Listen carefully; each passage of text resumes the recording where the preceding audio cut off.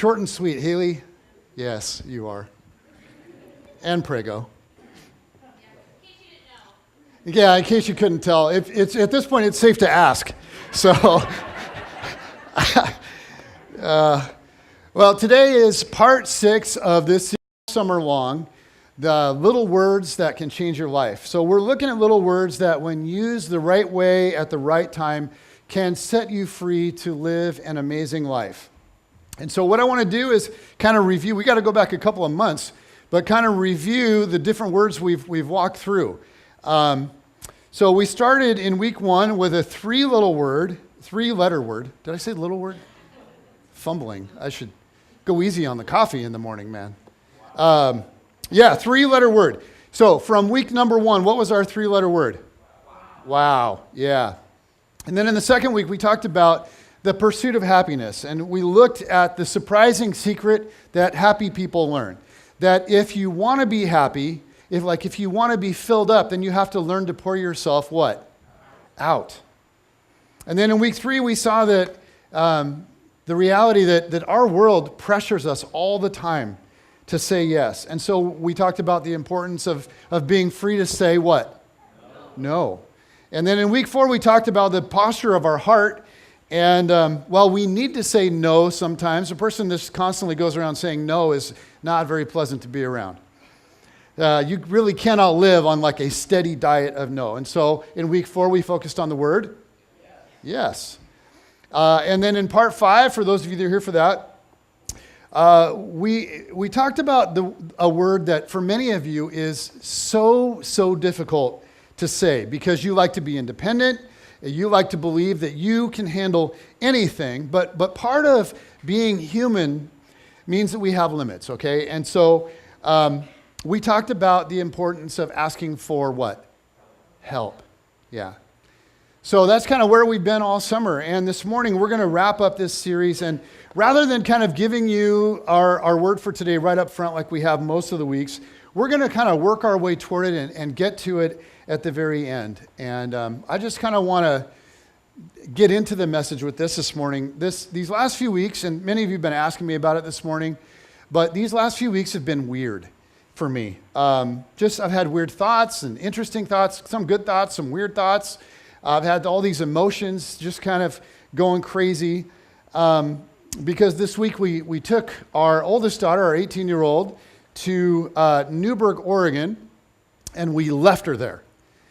And so Kate is now experiencing college life at George Fox University. So she packed up her stuff. That's her whole life right there, guys. That's in a dorm room now. So we packed up all her stuff, headed down on Wednesday. We settled her into her dorm room on Thursday. And then on Friday afternoon, we said, good luck, see ya, and we left her there. And so here she is, there she is in her dorm bed, and her roommate will be sleeping above her, which I'm sure will be fantastic. Seems like a nice girl, so hopefully that goes okay. But I've been trying to spend in these last few weeks, I don't know if this happens to some of you. Some of you've sent kids off to college, or it's just like these last couple of weeks, I've just been trying to spend as much time with her as possible. And so last Sunday, I wasn't preaching. We had been on family vacation all week prior to that. And Jen was like, you should take Kate out to breakfast before church, because I don't normally get a chance to do that. And so I was like, yeah, I should do that. We'll do that. And we ended up bringing along Brooklyn, our youngest. Jen had to be here for church, and Cam had to be here to teach kids church. He had to be here really early. And so I went to breakfast at this little diner in Mukilteo with my soon-to-be college student and my soon-to-be 5th grader. And I think that as we were sitting around having breakfast, with all of the changes that are coming, Kate just sort of went into this weird mode that she doesn't live in very often, where she just started reminiscing about stuff and kind of looking back over her last few years. And she started talking with me about what life was like in middle school, how amazingly important it seemed at the time to do whatever it takes to be cool. And like just to have the right friends, the cool friends, and to be known. And so she was just kind of thinking back to the pressure of all of that. And she was kind of, just laughing about it. And we have a Starbucks just right up the street from our middle school. And so one of the big things for the middle school students to do is when school gets out, then they all walk up to Starbucks. And she was like, it was crazy. She's thinking back, she's like, it was crazy. It was crazy what a big deal that walk to Starbucks was back then. To just go up there after school, to be, and here was the key, to be walking with just the right group of people. And to be seen with those people, to make sure that you were seen with the cool people. And she just was like, we're sitting there having breakfast, she's just shaking her head, she's kind of laughing. And then she talked about her freshman year. Some of her friends by that time started to kind of get crazy. They started partying a little bit, and they started smoking, and they started drinking, and her friends started fooling around with boys. And like any really 15-year-old, she just wanted to be known. She wanted people to know who she was. She wanted to be popular. She wanted people to talk about her. And the party girls were talked about. Like in that season, that was what everyone wanted to think about and talk about. So the party girls, everybody knew who they were. Everybody wanted to be around them. And Kate had this good friend, this girl that she was super tight with in middle school. And then in freshman year, her friend just sort of went wild. And I remember there's a little burger place, the opposite direction of Starbucks, but within walking distance for all the middle school kids, called a Burger Place. And so Jen and I were going there for lunch anyway, and Kate came home, and so we went to a burger place. Well, I hadn't really thought about it, but it was a half day, and so it was just cram-packed with middle school students, right? So we go down there, and there's all these middle school students that had walked down there in their groups of cool kids, and Kate's walking in with her mom and dad. Like, oh, how lame, right? And when we walked in, there were like two kids in the whole place that were like, oh, hi, Kate. And then they kind of went about their business. And then her friend, the partier kind of crazy girl who started experimenting with all this stuff, she walked in, and it was like the music stopped, and everything just shut down, and everybody got up from their table, and they just said her name. Let's say it was Mary. They're just like, Mary, Mary, Mary, Mary, Mary, Mary, and they all run over, and they're like, oh, it's so good to see you, and the boys are like, it's so good, and then, she's like, and they're like, it's good to see you, and so, I mean, it was just, the place was just buzzing. It was going crazy. And they just fawned over this girl, and everybody knew her, and everybody talked about her, and she was just crazy, and she was wild. And so it was weird to be in this place. We're eating our burgers, and we're just sitting at the table watching Kate watch all of that. And you could see, like, the pull of it for her. Like, just, she didn't say anything, but she's just watching it all. It was so alluring. And just to sit quietly with her mom and dad in the corner at a table, with her little braces on, and everyone else was paying attention to her old friend. And I remember later, we sat down with Kate, and we had a real serious conversation with her. And this is a conversation not unique to our family. I think a lot of parents have had this conversation. But we said, baby, we want you to know that we know you want the attention. Like, that's okay. Who wouldn't? That's normal. How could you not? But we also want you to know that that's not the way to get it, right? That's not the way. We want you to be you. We want you to do what you believe in. We want you to do what you know is right. We want you to love people. We want you to serve people. We want you to be exceptionally kind to the people who don't have a group to belong to. We want you to be you. And guess what? No one will notice. No one's going to notice for a while. For a while, no one's going to notice. But trust us, sweetheart.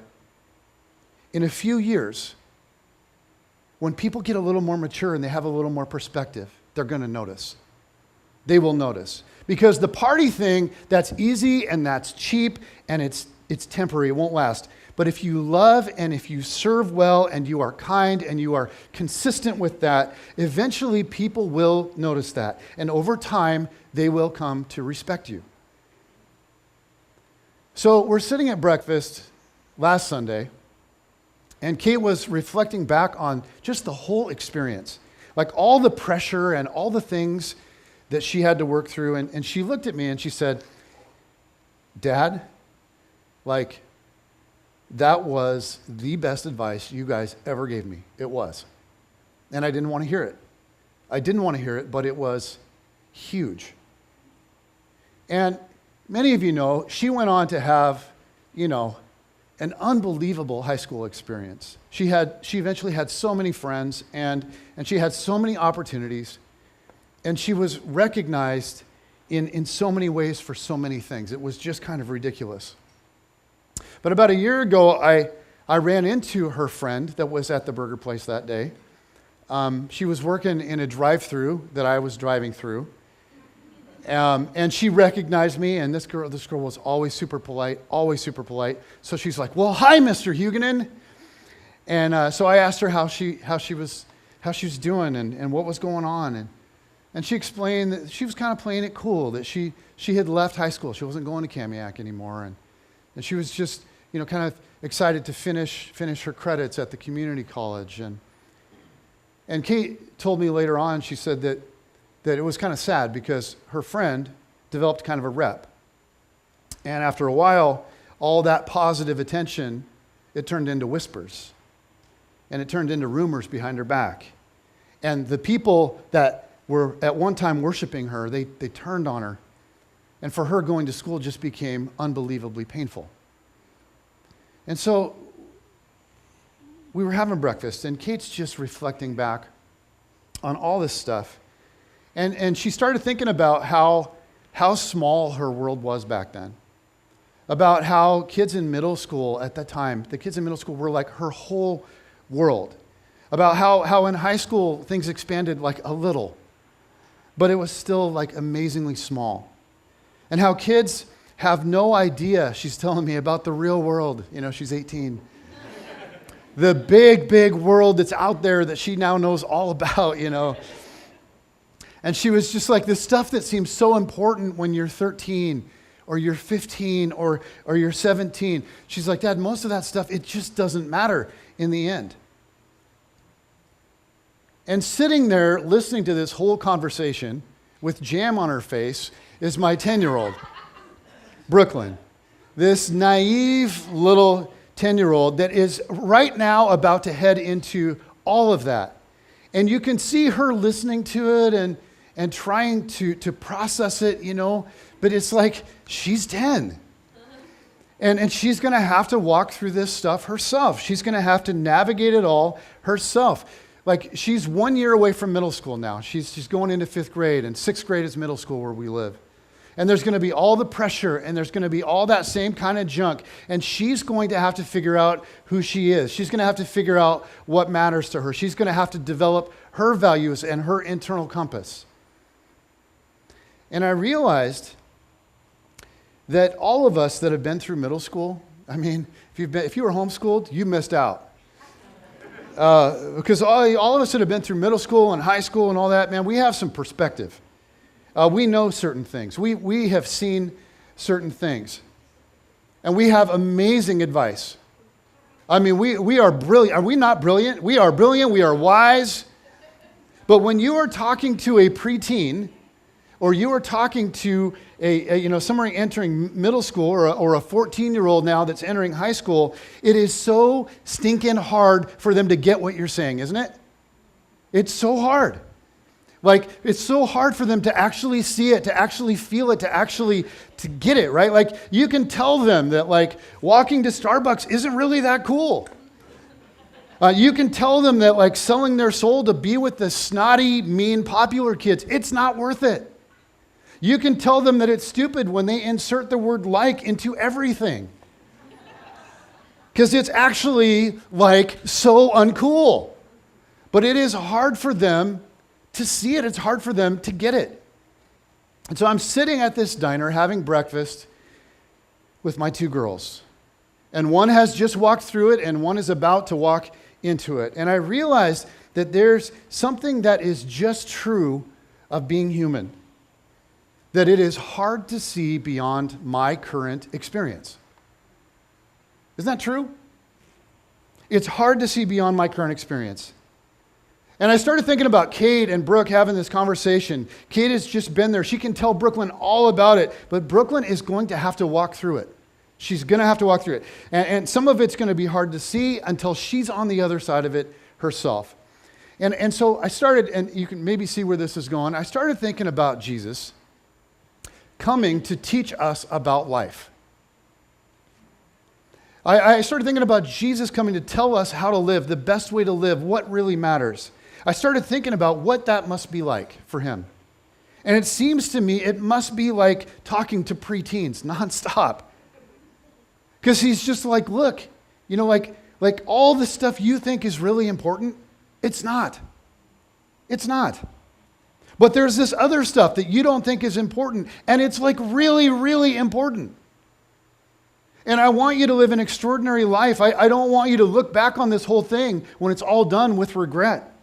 So let me tell you some things that will like really, really help you. Stuff that matters. If you'll listen and trust me, I can really, really help you. And it occurred to me at the breakfast table that I am like the consummate middle school student. Like I'm facing all kinds of pressure to do this or be this. I'm talking about now as an adult, to do this or be cool.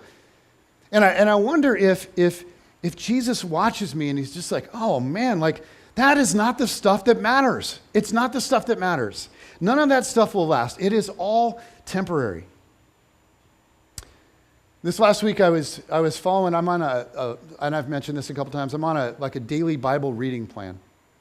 And so the plan last week had me in Psalm 102. And I was really struck by a passage.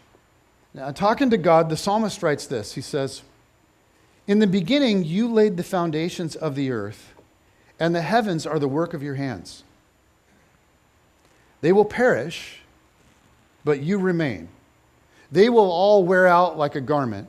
Like clothing, you will change them, and they will be discarded. But you remain the same, and your years will never end. The children of your servants will live in your presence. Their descendants will be established before you." And I was just struck by the power and the beauty of this metaphor, which is such a weird metaphor, really, that to God, the stars are like an old shirt. I mean, he just discards one and puts on another one. The stars come and go, the psalmist is saying. You get your mind around this, get the perspective on this. The stars, they come and they go, but God remains forever. And here's the kicker in this whole deal. Because of God's love for us, because of his grace and his desire for us, we can now live with God in his kingdom, in his presence, forever. And what does that mean? I mean, what does that mean? It means that this life is a little bit like middle school, like all of it. Like one day we're going to look back on it and it is all going to seem so dang small. And while it's true that it's hard to see beyond my current experience, the truth is it's not impossible. It's not. We can reach beyond our experience. We can learn from people that have gone before. We can watch their lives. We can allow them to instruct us and teach us and tell us how it goes. We can pause and reflect and ask them questions. And we talk about people that do this. We have a name, a little phrase for people that do this and do it well. We say that they are mature beyond their what? They're mature beyond their years. Mature people somehow see more. They somehow are able to see beyond. Maturity means that I recognize that whatever my current experience is, it's not all there is. That there is more than my current experience. And this morning, what I want us to do is kind of try to see what God wants to show us. This morning, I want us to think about what's actually possible. And that God is, what he's willing to do to open our eyes. At breakfast last week, a scene from the Bible, as I was sitting there with Kate, came flooding into my mind. And it hit me because it's such a vivid illustration of what God longs to do. So here's the setting of the passage of the story. God has just delivered Israel from slavery. For 400 years, they have lived in bondage to the Egyptians. That's all they know. They've been slaves working under unimaginable conditions, and now God has just freed them. They've just witnessed God's power. They've seen the plagues and all the stuff with Moses and the parting of the Red Sea, and they walked through that on dry ground. And now they are experiencing a freedom that they have never known and never knew was even possible. And in the middle of all that, God is present with them in a very visible way. It's like the coolest thing if you read the story. His presence was symbolized by a huge cloud in the sky. Okay, this pillar, we're told, a pillar of cloud in the daytime, and then at night, what was it? Fire. And at night it turns to fire so they can see it. Okay, and they had this problem of food and water. There are now 1 million of them that have left Egypt, over 1 million of them that have left Egypt, and they're camped out in the desert. Okay, there's obviously not enough food, there's not enough water. So what does God do? He gives them manna. He just throws down bread on the ground every morning. They wake up and they're like, boom, there's bread. Awesome. That was cool. And he sends quail. They start getting tired of the bread. They're like, it would be nice to have some meat. And God's just like, boom, here you go. Flocks of quail are flying around so low, they're just like knocking them out of the sky with tennis rackets. And they're thirsty. They're like, we're thirsty. And Moses is like, cool. So he walks up to a rock with his staff and he smacks it and it just starts pouring out like a river, right? Crazy. Just miracle after miracle to provide for them. And honestly, I can't imagine what it must have been like to see God in that way. And I think we get it because some seasons of life are kind of like that. You go through a season where his power it's so real and his presence is so tangible. And then for whatever reason, in the next season of life, things quiet down a little bit.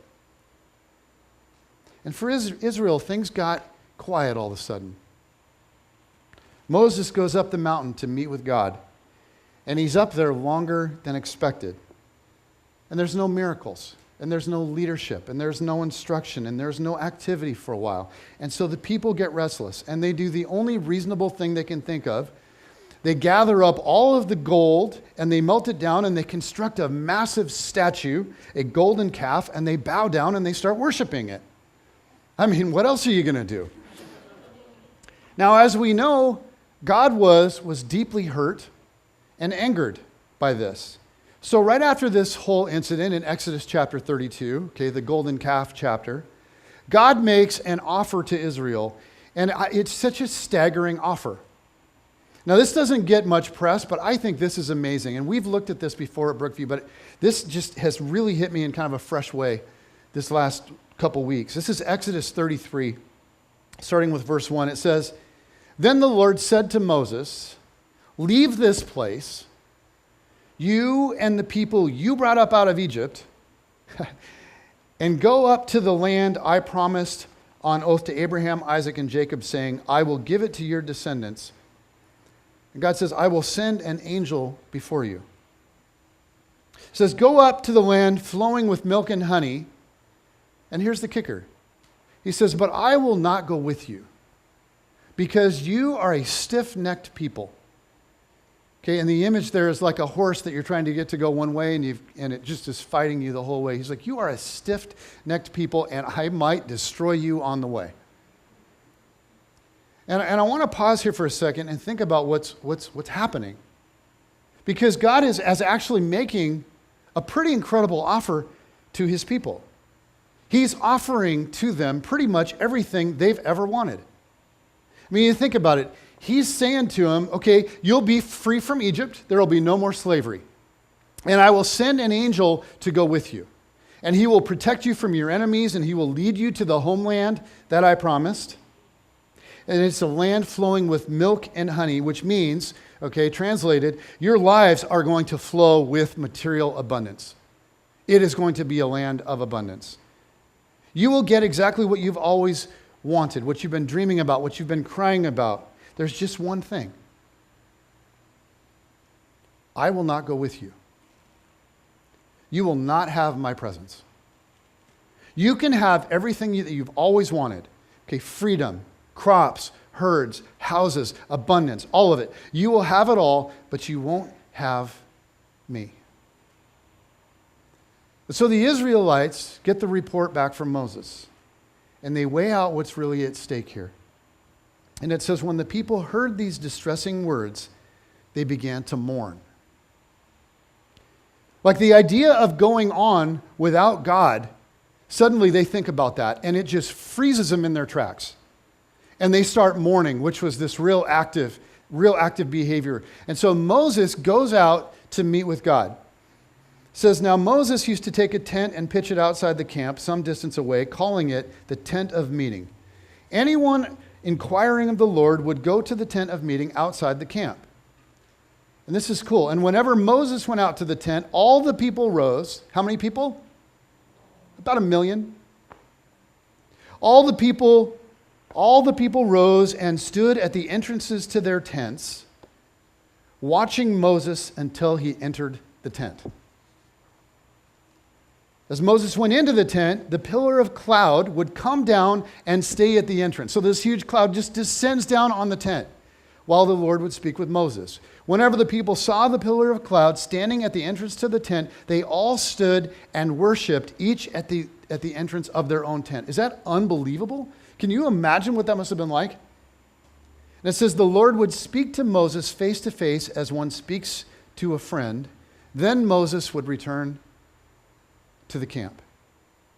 So Moses would meet regularly with God in the tent of meeting. And it says in verse 7 that anyone inquiring of the Lord would go out to the tent of meeting outside the camp. Okay, so apparently it wasn't just Moses that went out to the tent of meeting, but when Moses would go out to the tent, when Moses would go there and that cloud would descend and they would begin to get a sense that Moses was meeting with God, because that cloud represented the presence of God.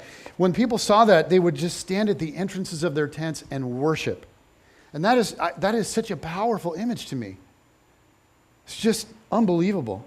Just 1 million people standing in front of their tents, worshiping God as Moses, their leader, is meeting, waiting for instructions and waiting for what to do next.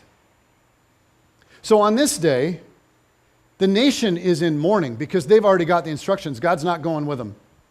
So Moses goes to the tent. And Moses pleads with God as they're worshiping and weeping and mourning. Moses pleads with God and he says, don't send us on without you. We cannot go on without you. And God agrees to be present with them. He's like, okay, all right, I'll go with you. But I want to pause here and think for a moment. Because I think this is kind of a crazy thought. And this is something that we can just read right past. You think about it, God had offered them everything that they ever wanted. But they would have to go on without God's presence. They would have to go on without God. And you think about that, okay? Think about your life. What if God made you that same offer? What if God agreed to give you everything you want, but he would not be with you? I mean, what if God said, I'm willing to give you everything you want. You want a nice house? Like, boom. Huge, awesome house. You want a nice car? Here you go. Like Lamborghini, what do you want? What do you want, an Escalade? What do you want? I don't know. John, what do you want?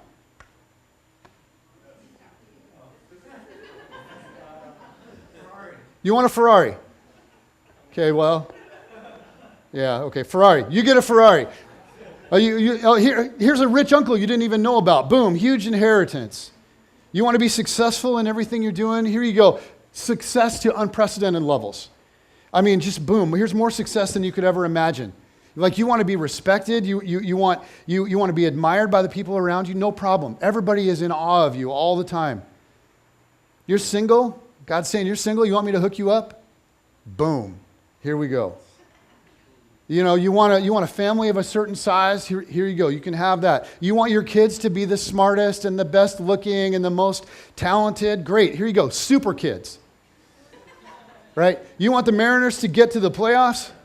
And God's like, sorry, that's impossible, right? But you're like, what if God said, I'm willing to give you everything you ever wanted. Think about this. I'm willing to give you everything you ever wanted. Here's the only stipulation. You will not have me. Ever.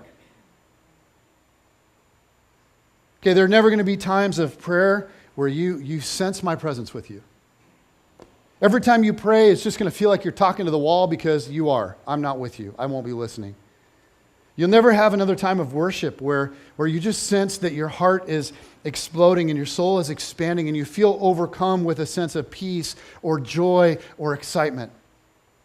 You'll never again read the Bible or hear a sermon or be listening to a worship song and get the sense that I am talking directly to you.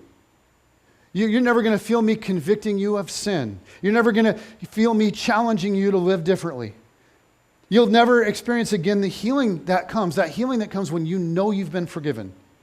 Never again will you be talking to a friend and sense that I'm talking to you through that person's words. That I'm talking to you because I love you, because I care about your life. You'll never again experience a divine moment where you know that you and I have done something unbelievable together.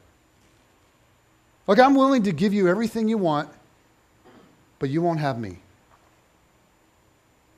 And here's my question.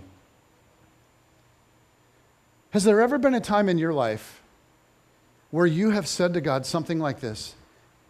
More than anything else, okay, more than anything else, more than the stuff I want you to do for me in my life, more than anything else, God, I want you.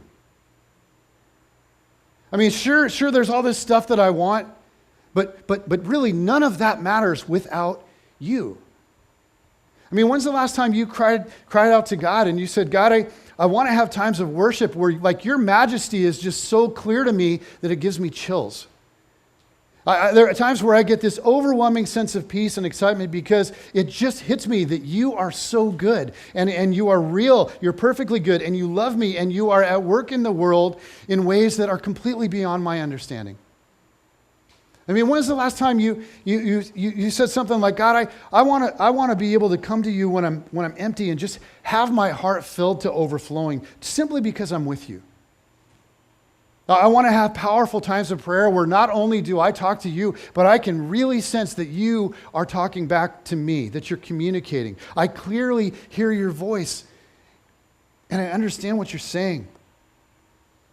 And God, I want to gather with other believers and together with one voice lift you up and praise you, knowing that we're not alone.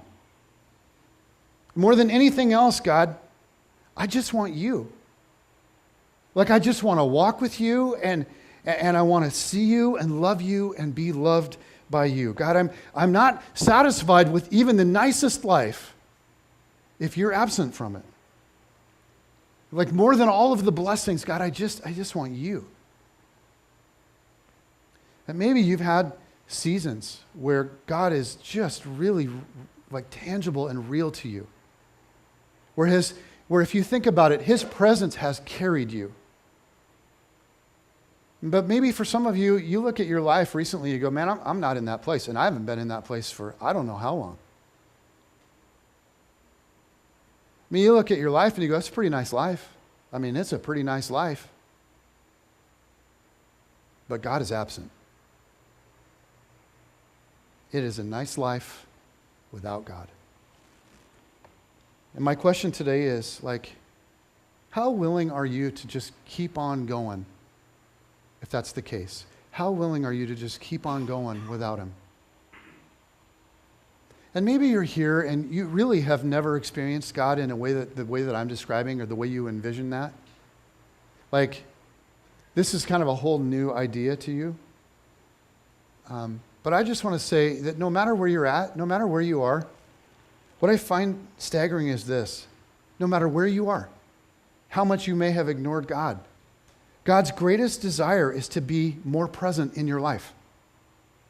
This is what he wants. He wants to be more present in your life. His greatest wish is for us to seek him and find him and encounter him and experience him. So right out of this episode, Moses, he asks God a ridiculous question. And God's response to it, I think, just reveals God's heart toward us. I mean, God has essentially just been cheated on by the nation of Israel. And after all that he had done to provide and to care for them, they just cheated on him. I mean, like he's basically said, and this is reasonable, I think. He's basically said, look, okay, we're going to separate. Like, I'll give you the house and I'll pay for maid service and the lawn service and all that. I'll send you an obscenely large alimony check every month and you can live in my mansion. I'll hire you a cook and you can drive the Escalade. Okay, you're never going to go without. You can have it all, but I'm moving out. I'm hurt. I'm hurt that you didn't love me back. And I'm moving out. And Israel thinks about this proposition and says, no way, God, no way, God. We need you. We need you. We can't live without you. And the whole nation goes into mourning, and they're tearing clothes and putting dust on themselves and prancing around, weeping and wailing. Moses goes out to the tent and he's in there, and they're all standing at the edges of their tents looking in, and the cloud descends on the tent, and they start worshiping God. Hundreds of thousands, millions, more than 1 million Israelites all singing, worshiping God together. The whole nation is just mourning and weeping and crying and dancing around. And Moses is in the tent with God, and he pleads with God, please don't make us go on without you. We need you. And God says, okay, all right, yeah. Cool, I'll go with you. You know, like, you guys cheated on me? You did. But I'm not leaving you, I'm with you. And in the middle of all of this, like, raw emotion, Moses doesn't stop there. And this is what I find is just crazy. He makes the boldest request. Check this out. This is verses 18 to 23. It says, then Moses said, now show me your glory. And the Lord said, I will cause all my goodness to pass in front of you, and I will proclaim my name, the Lord, in your presence.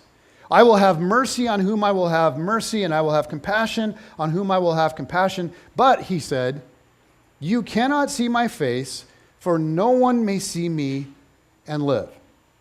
Then the Lord said, there's a place near me where you may stand on a rock. When my glory passes by, I will put you in a cleft in the rock and cover you with my hand until I have passed by. Then I will remove my hand and you will see my back, but my face must not be seen. Crazy. What was that like? I have no idea. But Moses, in this moment, when all this stuff is happening, Moses says, God, I want more. God, I want to see more. God, I want to experience more. God, I want more of you. I want all of you. I want you to show me the full extent of your glory. And so what I want us to think about today, the word for today is more. What do you want more of in your life? And I look at this, and I look at this request in light of all that Moses had already seen. I mean, he's already met God in a burning bush. I'd like to meet God in a burning bush. Wouldn't you? I look at his life and I go, God, if I could just have one of those, you know? Awesome. He met God in a burning, and then God gave him this staff, right? And he put it in the river and he watched it turn to blood, and then he set it down in front of all of Pharaoh's like mucky mucks, and it turned into a snake, and then he like picked it up and they're like, whoa. And Pharaoh's looking at his guys going, can you do that? Then he picked it up and it turned into wood again, and he put it in the Red Sea, and the sea parted, and the sea parted. Like, can you get your mind around that? And they all walked through. 1 million of them walked through on dry ground, through the sea. He's seen God free more than 1 million people from slavery. He's seen God's presence in pillars, in the cloud and in the fire. He's seen God provide bread on the ground every morning. He's seen water coming, gushing out of a rock. He has seen more than we can possibly imagine. And he meets with God in a tent, face to face. Like, and what does that even mean? I don't know, but nobody knows. And yet in this moment, he's meeting in the tent with God, and he's like, yeah, I want more, God. And it's so ridiculous. It's so ridiculous that God says, cool, you betcha. So I've had all this stuff running around in my mind. Like, after breakfast with Kate, I've been just thinking about how ridiculously limited my perspective is. And yet, even with limited perspective, God has in my life, he's met me over and over. And for those of you that know, I was the biggest skeptic of Christianity you will ever find. I was as anti-Jesus as you can get. And then somehow, God broke through. And I started feeling things, and I started seeing things. And in those days when that began to happen, I said to God, I said, God, I want more.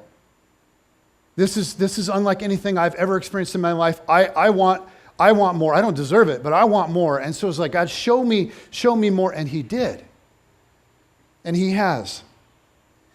Like these transcendent experiences that I can't explain, stuff that I can't really describe. I've had moments where God has just felt so real to me that it has taken my breath away.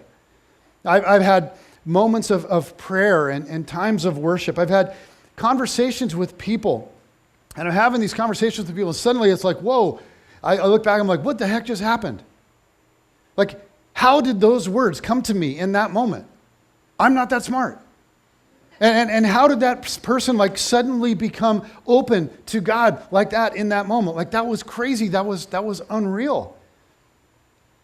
And guys, in the seasons where I have pleaded with God for more, when I have really, really cried out and asked him for it and been open to it, God has met me one way or another over and over and over. And yet, if I'm not intentional and thoughtful about this, I've realized that what happens is I can just settle. I can stop seeking awe. I can stop pleading with God for more. I can stop asking him to show me what I can't currently see. I can stop asking to experience things that are beyond my current experience. And so this word more, I think is a really important word. And I've been thinking about it, and I've realized, you know what I really want? I really want more. I want more of God. I do. Like I don't just want to live a nice life. I don't just want to live a nice life and then die. I want to see God in his glory. And if you've experienced that even just a little bit, don't you want more of that? I want to experience what cannot be experienced without him. And I want more than a good job and a decent house and a nice car. I do. I want more than a nice trip with my family a couple times a year. I want more of God. Like I need more of God. I want to see him. I want to feel him. I want to experience his glory all around me. And maybe some of you are in a spot where you're just like, whoa, I have had a little bit of that in my life. And you know you need the same thing. You know it's what you need more than anything else. You know it today. That you need to see him afresh. Because it's been a while. Church has just become church. You know, faith is just a routine. Theology is just the right answers that I can recite if I need to. But I just want to say, what if you stopped today and said, God, I want more. I need more. I need you to show me more. And I've been thinking about this, and thinking about the stuff that really fills my heart. The stuff that only God does. The highlights of my life. And I want more. And I just want to share a couple things that have kind of struck me as I've been thinking about this. One is, I want more of God for the people that I love most. I do. I want more of God for the people I love most. It isn't just for me. I want them to see it. I want them to feel it. I want them to know it. And a couple weeks ago, many of you know Chris and Alicia.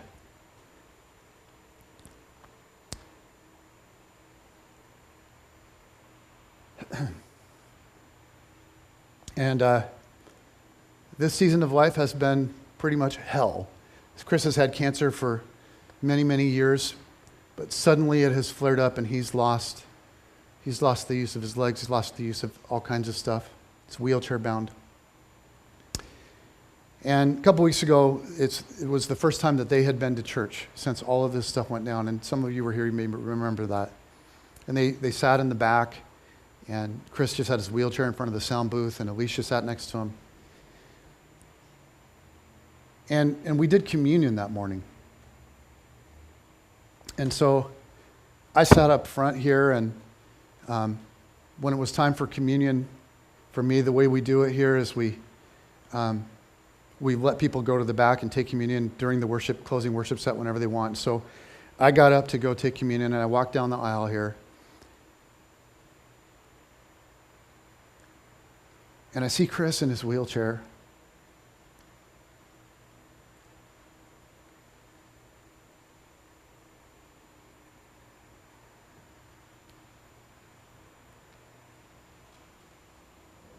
And I see Alicia sitting next to him.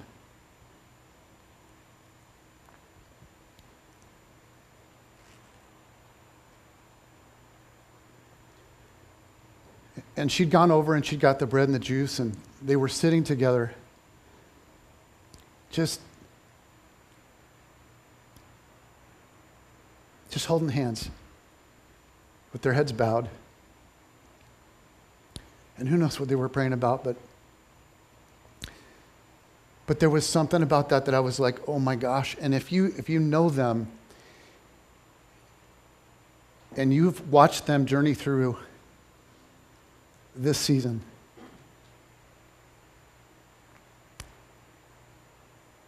I'm just like, oh my God, I'm so thankful that they have you.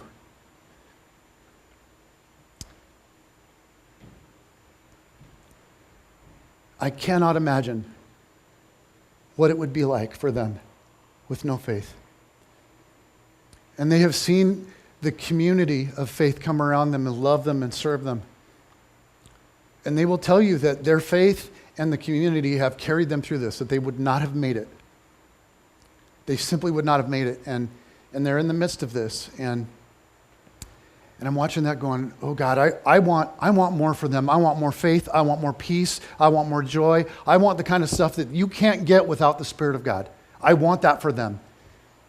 And the reality is, I want it for everybody I love. I want it for all my friends. I want it for my kids. I want it for my neighbors. I want it for everybody. But this is the kind of stuff that only God does. I can't make it happen. I can't speak magic words into someone's life and make them have faith. This is something that God does. And I'm longing for it, and I want to be a part of watching that happen in people. Because the reality is, as I'm watching Chris and Alicia in the back, I'm like, they're going through something hellacious that, oh, by the way, all of us are going to go through one day. Every single one of us is going to go through something like that one day, and we all need something to stand on. So I want more of God for the people that I love most. And I want more of, another thing is, I want more connection to people that I know need Jesus.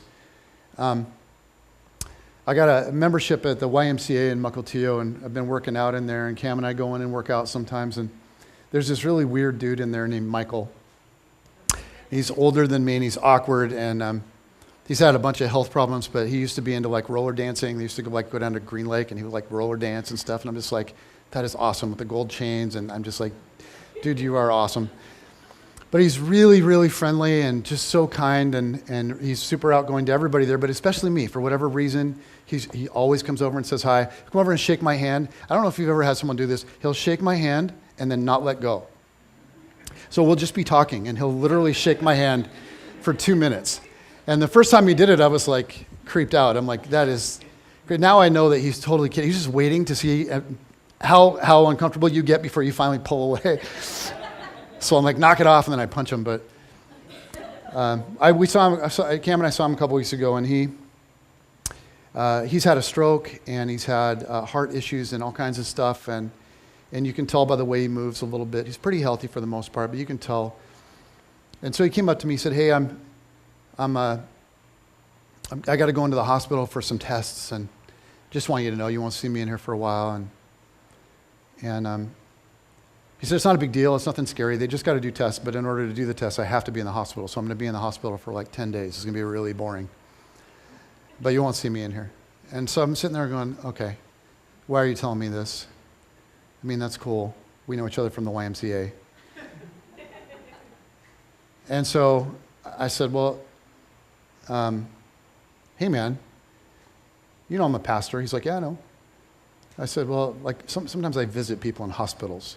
You know, you want me to come visit you? And he stopped, literally. He was like, oh my gosh. are you serious? And I was like, yeah. He's like, yeah, I would love that. I said, okay, well, you're going to be around for a little while, like another week or two, so I'll get your information before you go into the hospital. And he looked at Cameron and he goes, you have your phone? He's like, put this in right now. And he gave Cam like 5 numbers, It was just like everything. And I was like, oh my gosh, okay. And so then he grabs me and he gives me one of these, the bro deal where you go like this and then you come around. And this time I got the sense he's not trying to make me uncomfortable. Like, this is legit. And he stepped back and he looked at me and he goes, I have a friend. He goes, I have one friend.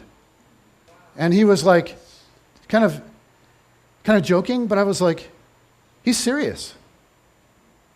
And I was like, man, like, if God would use me in some way to get to know him and to be able to love him and serve him and see God do something in his life and in his wife's life, and oh my gosh, would I love that. And I just was like, man, it's not that hard. I got to go visit him in the hospital. So the next week I called his wife, whose number I had. I called it like 5 times and she'd never answered. So finally I reached out to her and she's like, oh yeah, that's right. I know who you are. She's like, we're on our way home from the hospital. So yeah, but I'm going to go visit them. They've got like dogs and I'm allergic to dogs, but I'm telling you, I'm going to go. I'm going to go. I just want that connection to people that I know need Jesus. It's a big deal. And then just the last thing is, I want more spine-tingling moments with God. I don't just want to like read scripture sometimes, and I don't just want to like pray sometimes, and I don't just want to sing songs. Like, I've had moments where I have been praying, or I've been reading, or I've been worshiping, and I can feel the Spirit and the presence of God just melting my heart. I want more of that. I want more of it. I want it to be regular. I don't want to go through the motions, man.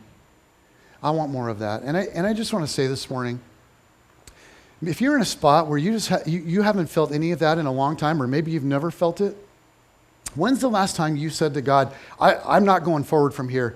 I need more of you. I will not go on without you. I don't want a nice life absent of you. I got to have you. I got to have you. And I will organize my life around activities and the kinds of things that will enable me to encounter you. When's the last time that you did that and simply said, God, I want more? Here's the crazy thing. If you've had a life where you've been running from God and you've been doing stuff you know you shouldn't, or you've just ignored him, and you cry out and you say, God, I want more of you, what does he do with that? He's like, good, finally. I've been waiting for that. It's not like, oh yeah? Well, you haven't been good to me, so I'm not going to be good to you. That's not who God is.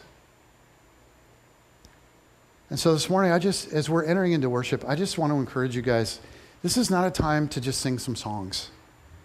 My hope is that we posture our hearts toward God in such a way to say, we want more. And this room would be filled with people, and you think of the nation of Israel standing outside their tent saying, God, we will not go forward without you. What if we as a community stood and said, we will not go forward without you? And we just cried out to God for more of him.